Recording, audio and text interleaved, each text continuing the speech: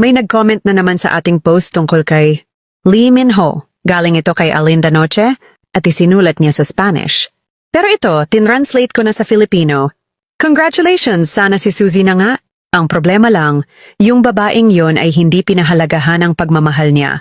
Ako gusto ko sana na sila ang nagpakasal. Gusto talaga siyang pakasalan ni Lee Min-ho pero sayang, pero napapatawad naman. Grabe, ang daming fans talaga ang nasasaktan pa rin sa love story ng opa natin. Pero gaya nga ng sabi niya, kahit nasaktan, pinapatawad pa rin.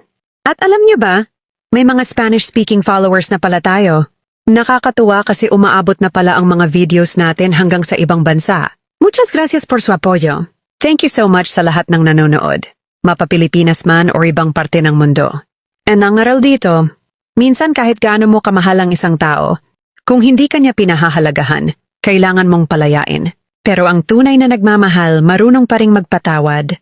Kung nakarelate ka o na-touch ka sa story na to, huwag kalimutang i-like, mag-comment ng opinion mo, at i-follow para sa mas marami pang ganitong kwento.